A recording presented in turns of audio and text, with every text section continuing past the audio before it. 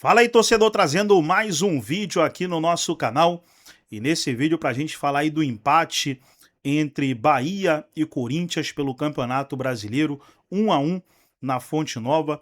Empate esse que leva o Bahia aos 31 pontos, está na 5ª colocação, e o Corinthians está na 8ª colocação com 28 pontos. Nesse momento, as duas equipes com 20 jogos.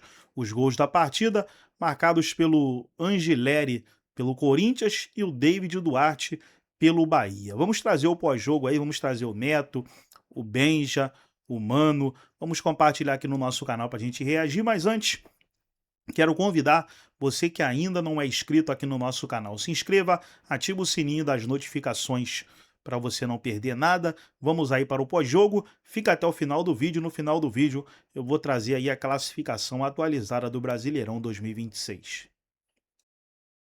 Vamos lá então aqui para a Rádio Craque Neto para arrebentar a boca do balão. É o seguinte, 1-0 no primeiro tempo, o Corinthians faz 28 pontos, fica na 8ª colocação, né? A verdade, o Corinthians fez uma partida muito fraca tecnicamente, taticamente, não foi aquele time que enfrentou o Remo.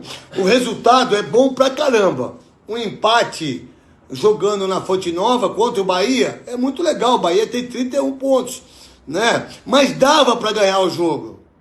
Dava pra ganhar. Breno Bidon jogou mal. André jogou mal. O Garro não deu um chute no gol. O Lingert não entrou. É verdade. O Alberto não deu um chute ao gol. O Corinthians deu um chute ao gol. Saiu o gol do Angileri. Então, se tivesse jogado mais disposição, ganharia o jogo fácil. Porque o Corinthians é melhor que o Bahia. Mas o empate tá bom pra caramba, tá tudo certo. Vamos junto, que quinta-feira tem Corinthians e Atlético Paranaense aqui na Rádio Craque Neto. Fala, meu povo, começando mais uns 60 segundos do Benja, Bahia 1, Corinthians 1. O Angileri fez um bonito gol no começo do jogo e acabou. Como de costume, o Corinthians faz o gol e para de jogar. Ele abdica do jogo totalmente. Foi assim, quinta-feira contra o Remo, fez um baita no primeiro tempo, 3-0. E o segundo tempo o time não jogou. E aí, o Bahia empatou no final do primeiro tempo e depois, jogo bem ruim, bem fraco, assim como tem sido a grande maioria dos jogos desse Brasileirão. São dois times, tanto o Corinthians quanto o Bahia, que não vão brigar por absolutamente nada, porque a briga pelo título esse ano é Palmeiras e Flamengo mais uma vez, e Corinthians e Bahia brigam, disputam por uma vaga da Libertadores e nada mais. Então, um jogo fraco, mas o Corinthians, que fez 1-0, poderia ter ido para cima e não jogou. Caio César foi o melhor do Corinthians. Bora lá, pessoal. Terminou na Bahia. Bahia 1, Corinthians também 1. Mas tudo podia ter sido diferente, né? Vamos falar a verdade. Isso porque o Corinthians deu um baita de um mole. O Corinthians vacilou. Fez um gol, um golaço, por sinal, do Angileri, mas depois praticamente abdicou do jogo, cara. E posturas como essa costumam custar caro, e muito caro. E acabou custando.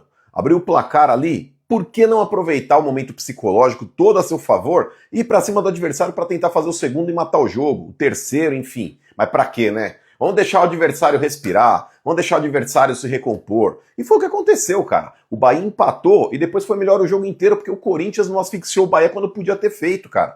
Enfim, jogar na Fonte Nova sempre é tarefa difícil. Nunca foi fácil e nunca será.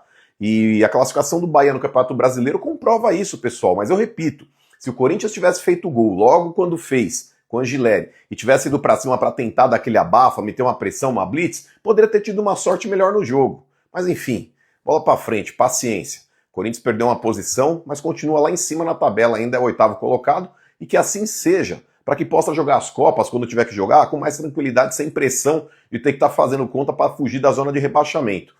Quinta-feira o Atlético Paranaense dentro da Neoquímica Arena e tem que vencer esse jogo. E dá para vencer. Eu ia falar sobre a questão do Corinthians, né? Quando eles jogam e são pressionados dessa forma, é muito importante você ter um centroavante que segure a bola. O Yuri, por característica, ele procura, como gosta de dizer o vovozinho, né, Pascoal? Nos espaços futuros, né? Espaços vazios. E o que acontece? Fica difícil. Quando o Garro pega na bola, ou quando qualquer outro jogador no meio campo pega na bola, ele parte para receber. né, para ser lançado.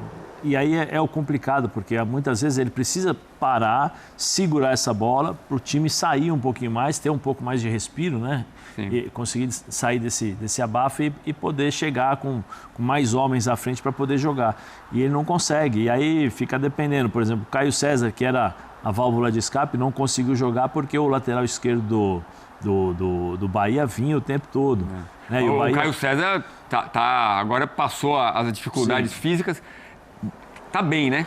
Tá bem, ele é bom jogador, né? Ele é muito bom jogador em relação à velocidade, ele pega a bola, ele parte para cima do adversário e tal, mas as funções táticas hoje, o Rogério criou dificuldades pro Fernando Diniz, né, pro Corinthians, porque ele saía com 3 zagueiros e adiantava, né? Um 3-4-3, às vezes um 3-5-2. O Guilherme é lateral, né? E aí o Juba ficou no banco. E o Corinthians aí ele tinha que ir para trás para evitar essa superioridade numérica e com isso o Bahia conseguia jogar, mas não conseguia criar tantas oportunidades por dentro. Quem foi que comentou? Um de vocês? O André. O Argileri tava nesse lance aí? O André. O André, se você observar, o André tá com o zagueiro no começo lá, ó. Aí o André larga. O André que tinha que fazer essa marcação individual era o André e o Bidon. O Bidon estava fazendo no centroavante, no Vélez, e o André no Danilo Duarte, né? Só que o Danilo é 1,95, se eu não me engano, o André não conseguiu segurar. E aí eu acho que é um erro, né? Porque você não pode colocar um menino de... Primeiro que nada contra o André, mas ele não tem a experiência necessária para poder segurar um jogador com quase 2 metros de altura. O David Duarte. O David Duarte, né? Então, assim, segura um pouquinho mais, põe o Gustavo, desculpa. O Gustavo para marcar homem a homem e põe o Gabriel Paulista para ir no cabeceio, né? Para a bola, né? O Gabriel estava no centroavante. Então, não, mas é o Bidon. Bidon fica normalmente, o Bidon que estava segurando o centroavante, né? Porque eles estavam rodando. Mas eu falo assim, Pascoal, para mudar um pouco a marcação. Se você tem um cara como o Danilo Duarte, né? Que é muito alto... O que você faz? Coloca homem a homem, né? Põe o Gustavo junto com ele ali no homem a homem, 2 metros, né? Eles brigam ali entre eles e põe um cara para... Porque ele cabeceia com facilidade, né? Você não precisa... É igual o Gustavo. O Gustavo, o ano passado, que foi o artilheiro, ou foi esse ano? Não, ele tem feito muitos gols de cabeça, Gustavo.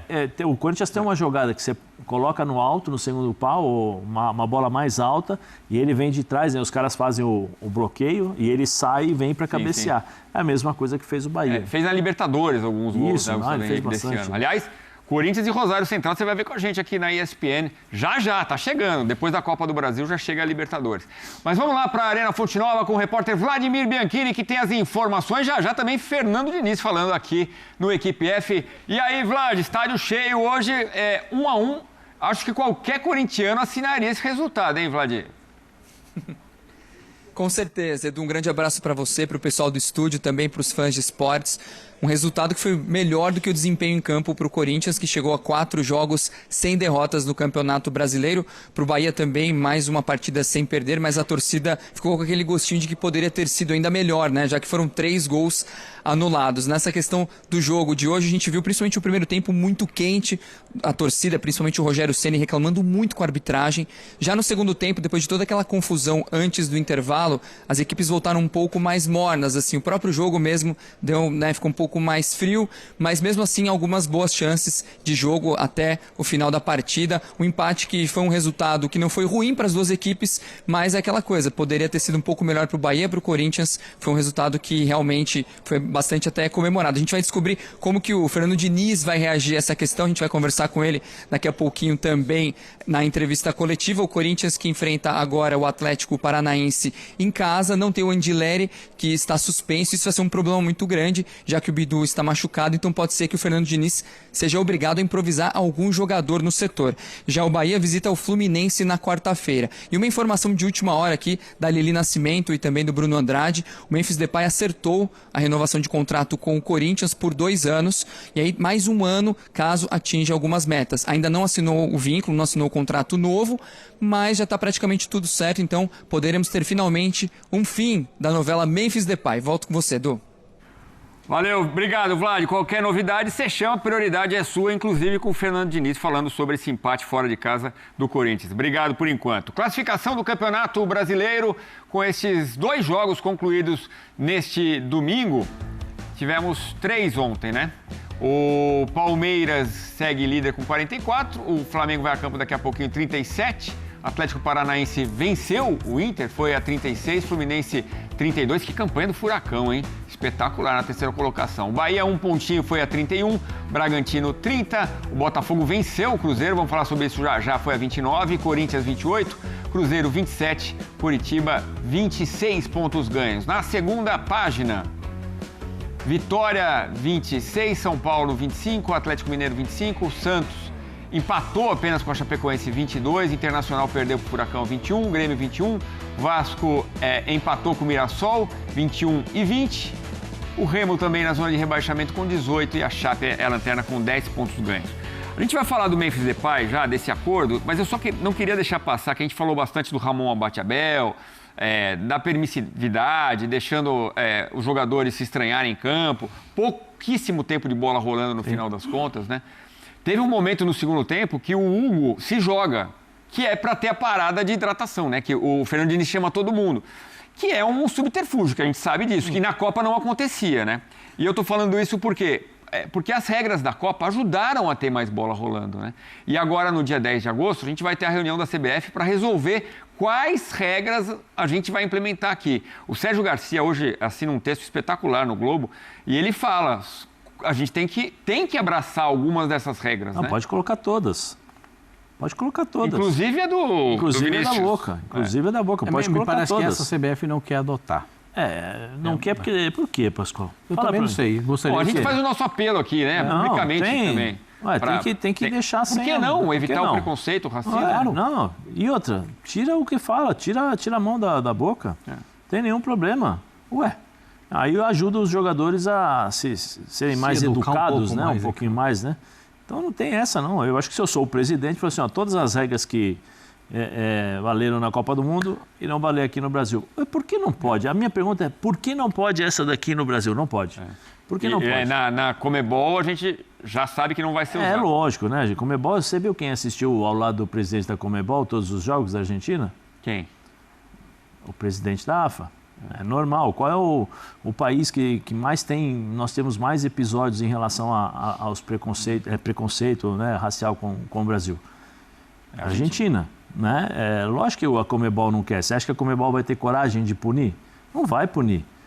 Não vai punir. Então é muito mais fácil. Essa aqui nós excluímos. Quer dizer, o exemplo que você deu para o mundo inteiro, que foi a FIFA, que você não pode, aqui não. Aqui vamos tirar essa daí. Não vai mudar nada. A gente sabe que é malandragem do futebol, o Hugo se jogar, e aí vai todo mundo receber a instrução. Isso na Copa não aconteceria, eu repito. Eu acho que a gente, como um programa de televisão, a gente tem a obrigação de se colocar. E a gente espera que a CBF abrace essas regras, porque isso ajudou na Copa do Mundo e pode ajudar o Brasileirão. Hoje poderia ter ajudado se o VAR tivesse uma intervenção um pouco mais ativa. No lance de cabeça contra cabeça, o VAR deixou por conta da arbitragem, já que deu cartão amarelo para um. O VAR deveria chamar e falar, você deu cartão amarelo, mas não teve nem toque na cabeça. A briga do final do primeiro tempo. Porque é todo mundo querendo enganar o árbitro o tempo todo também, né? A briga no final do primeiro tempo. Briga mesmo, porque teve briga no final do primeiro tempo. Não foi só discussão. Passou em branco, porque o Ramon Abate-Abel fez de conta que nem viu. Uma das confusões. Esse vai ser o lance da confusão, esse aí, ó. Dominou, aí vem lá, o Vélez pega a bola, sai jogando, vem um jogador do Corinthians. Aí o Ramon acaba o jogo. Aí acabou o jogo. Aí vai para todo mundo vai reclamar, enquanto isso tá dando confusão aqui. É o Caio César ali também, né? O Caio César põe a mão para trás assim, também não pegou, hein? Se pegou foi de raspão. E aí deu briga, deu confusão. E o Ramon Abate-Abel, ele tá vendo tudo, ele tá lá posicionado, ele tá vendo tudo. Ele tá vendo o que tá acontecendo. É mão para cá, é tapa para lá, e aí aquela confusão toda. Não aconteceu, não deu um cartão, não teve nada isso aí. Isso precisa ser analisado. E aí vai para a comissão de arbitragem, vamos analisar, depois vamos conversar com o árbitro. Mas ele acabou de voltar na Copa do Mundo. O árbitro acabou de voltar na Copa do Mundo. E não fez absolutamente nada. Eu não sei se ele vai expulsar 4 ou 5 do Bahia, 5 ou 6 do Corinthians, ou vai expulsar o treinador do X, o treinador do Y. Não importa, não pode ter essa bagunça em campo. Aquela coisa até educativa, no mínimo 2 cartões para cada time, né? Pra falar, ó, não quero mais isso. No mínimo, amarelinhos, pelo menos. Ô, Edu, tem as câmeras que pega todo mundo. Pega quem começou, quem empurrou, quem puxou, quem fez o tete-a-tete ali, cara a cara. Pega tudo, pega tudo. Quem começou, basta ter vontade pra fazer, vontade e coragem. Mas aí depois ele se compromete. O Rogério queria falar com o Yuri e o Yuri ignorando, ó. Não, eu quero falar com você de boa. Que será que falou no ouvido do Yuri Alberto, hein? Gente, assim, são cenas que isso, com toda certeza, isso só depõe contra. Ah, não, isso aí é excesso de vontade. Os caras estavam com garra. Não, isso não é excesso de vontade, isso não é garra. Isso é bagunça, é outra coisa. E aqui no Brasil a bagunça está frequente. No jogo do Cruzeiro contra o Botafogo também teve. Vai pensando que não teve, também teve. Todos os jogos têm. E todos os jogos terão. Me parece que os times que voltaram agora dessas atividades depois de 57, outros 55 dias, sem atividade, para jogar oficialmente, os times estão voltando realmente assim, parece que com alguns, né? Alguns, porque tem alguns que vêm numa tiriça de dar dó, que é o time do Santos. O Santos vem numa preguiça estabelecida. É um negócio impressionante a preguiça do time do Santos. Aí, quase todos vêm com muita vontade, com muita pegada. E isso cabe à arbitragem conter. Porque se você não contém isso, e não pode apitar de um jeito permissivo no primeiro tempo, deixa chegar. Aí no segundo tempo, sabe o que tem que fazer? Tem que controlar, porque chegou muita gente e deu um cartão para cada lado. Aí no segundo tempo começa a querer controlar o jogo no cartão. E aí vira tumulto, vira confusão. Isso é frequente. Nós não estamos renovando o capítulo. Ele é o mesmo de sempre. É lamentável, porque o Bahia tem um bom time. Isso. Poderia ter vencido o jogo, o Corinthians é um bom time, poderia ter vencido o jogo, mas eles muito mais se digladiaram em campo. O jogo foi mais brigado do que jogado. E a expectativa era de um grande jogo, por dois grandes treinadores. Brigando na mesma faixa de atuação, os dois times querendo... Esse ano não tem uma vaga... Tem uma vaga menos no Campeonato Brasileiro, né? Porque tem o vice-campeão da Copa do Brasil. Da Copa do Brasil fica com uma outra vaga. Então estão brigando por uma vaga de Libertadores. Sabe qual é o problema, Pascoal? O problema é que nós aqui, os nossos jogadores, né? Todo mundo quer ser mais esperto que todo mundo. É isso. Então, o negócio de cera. O time que tá ganhando, você vê os caras se jogando. Sabe, isso daí isso é lamentável. E os árbitros conhecem, sabem. Não adianta o árbitro falar, não, vou fazer vista agora. Não, sabe. Pô, vai lá, dá um cartãozinho primeiro. Ó, antes do jogo, no túnel ali, reúne o capitão, reúne todo mundo. Assim, é o seguinte, não vai ter brincadeira hoje, não vai ter palhaçada, não vai ter... Vai ser cartão. Já avisa antes. A CBF... E, por exemplo, simulou. Sim. A mão passou perto de você simulou que foi uma cotovelada, vai tomar cartão. Hoje tem o VAR, né? Não sei, é que o VAR não pode... O Brasil inteiro vê nas câmeras de televisão e nada é feito. O VAR pode intervir quando jogador errado que deu cartão. Sim, não, mas, por exemplo, eu vou pegar um exemplo que foi o do jogador da Suíça contra o Embolou. O Embolou. Trazer agora aí, pessoal, a classificação após os dois jogos que terminaram aí, né? Botafogo venceu o Cruzeiro 1-0 e Bahia e Corinthians ficaram no empate em 1-1. E aí a classificação, o Bahia foi a 31 pontos com esse empate, Corinthians foi a 28, aí o Botafogo que venceu foi a 29, está na 7ª colocação e o Cruzeiro, né, ficou ali com 27 pontos.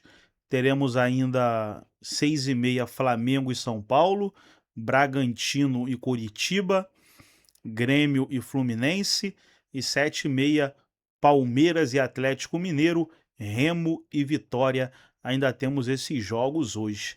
Palmeiras em primeiro com 44, Flamengo em segundo com 37, Atlético Paranaense com 36, Fluminense 32, Bahia 31, os 5 primeiros.